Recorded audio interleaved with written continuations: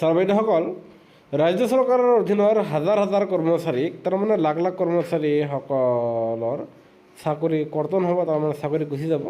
অন্যথা এই হাজাৰ হাজাৰ লাখ লাখ কৰ্মচাৰীসকলক বাধ্যতামূলক অৱসৰ দিয়া হ'ব, VRS দিয়া হ'ব। আৰু কোনসকল কৰ্মচাৰীসকলৰ ক্ষেত্ৰত এই নিয়ম প্ৰযোজ্য কৰা হ'ব, আহক আমি বিতং বাতৰিটো চাওঁ। তাৰ আগতে এটা অনুৰোধ, বহুতো মানুহে আমাৰ ভিডিঅ' চাই কিন্তু অধিকাংশ মানুহে আমাৰ চেনেলটো এতিয়া ছাবস্ক্ৰাইব কৰা নাই।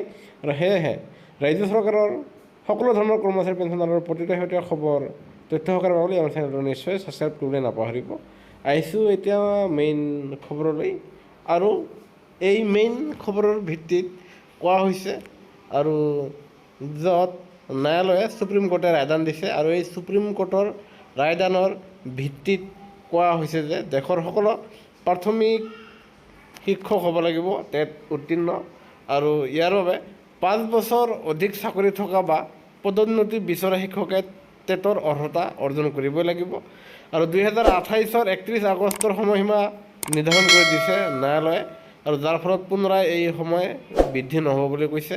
আৰু কৰ্মৰত শিক্ষকে টেটৰ অৰ্হতা অৰ্জন কৰিব নোৱাৰিলে তেখেতসকলৰ চাকৰি হেৰুৱাব। আৰু ইয়াকে লৈ মাননীয় সুপ্ৰিম কোৰ্টে জনাইছে যে কৰ্মৰত সকলো প্ৰাথমিক শিক্ষকে 2028 চনৰ 31 আগষ্টৰ ভিতৰত বাধ্যতামূলক টেট উত্তীৰ্ণৰ অৰ্হতা অৰ্জন কৰিব লাগিব। টেট উত্তীৰ্ণৰ অৰ্হতা অৰ্জনৰ সময়সীমা এবছৰলৈ বৃদ্ধি কৰি আজি উচ্চতম ন্যায়ালয়ে এই গুৰুত্বপূৰ্ণ ৰায় প্ৰদান কৰে। পূৰ্বে কৰ্মৰত শিক্ষকৰ বাবে টেটৰ অৰ্হতা অৰ্জনৰ সময়সীমা 2027 চনৰ 31 আগষ্ট নিৰ্ধাৰণ কৰা হৈছিল। কিন্তু দেশৰ হাজাৰ হাজাৰ শিক্ষকৰ আবেদনৰ শুনানি লৈ উচ্চতম ন্যায়ালয়ে টেটৰ অৰ্হতা অৰ্জনৰ সময়সীমা 2028 চনৰ 31 আগষ্টলৈ বৃদ্ধি কৰে।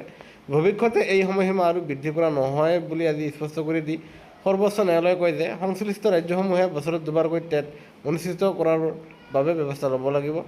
অৰ্হতা অৰ্জনৰ সময়সীমা এবছৰলৈ বৃদ্ধি কৰি শিক্ষকসকলক সকাহ দিলে যদিও ন্যায়ালয়ে কৰ্মৰত শিক্ষকৰ বাবে টেট উত্তীৰ্ণ হোৱাটো বাধ্যতামূলক হিচাপেই গণ্য কৰে। ন্যায়ালয়ে কয়, শিক্ষাৰ অধিকাৰ আইনখন হৈছে শিশুকেন্দ্ৰিক এখন আইন। শিশুৰ শৈক্ষিক ভৱিষ্যতৰ মূল্যৰ বিনিময়ত শিক্ষকৰ চাকৰিৰ বিষয়টো আহিব নোৱাৰে। উচ্চতম ন্যায়ালয়ৰ এনে নিৰ্দেশৰ ফলশ্ৰুতিত 5 বছৰতকৈ অধিক চাকৰি থকা বা পদোন্নতি বিচৰা কৰ্মৰত শিক্ষকৰ বাবে টেটৰ অৰ্হতা অৰ্জন কৰাটো বাধ্যতামূলক হৈ পৰিল। কাৰ্যত সৰ্বোচ্চ ন্যায়ালয়ে শিক্ষকৰ বাবে টেটৰ অৰ্হতাৰ প্ৰয়োজনীয়তাৰ বিষয়টো আজি চিলমোহৰ মাৰে। উল্লেখযোগ্য যে কৰ্মৰত প্ৰাথমিক শিক্ষকৰ বাবে টেটৰ অৰ্হতা বাধ্যতামূলক কৰি উচ্চতম ন্যায়ালয়ে 2025 চনৰ 1 ছেপ্টেম্বৰত এক ৰায়দান কৰিছিল। একে ৰায়যোগে উচ্চতম ন্যায়ালয়ে নিৰ্দেশ প্ৰদান কৰে যে কৰ্মৰত শিক্ষকে চাকৰি অব্যাহত ৰাখিবলৈ হ'লে টেটত উত্তীৰ্ণ হ'ব লাগিব।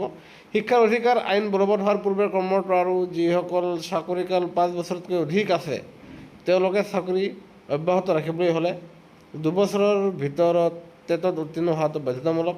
আনহাতে চাকৰিৰ সময় 5 বছৰতকৈও কম থকা শিক্ষকে টেট অবিহনে অৱসৰ পৰ্যন্ত চাকৰি অব্যাহত ৰাখিব পাৰিব।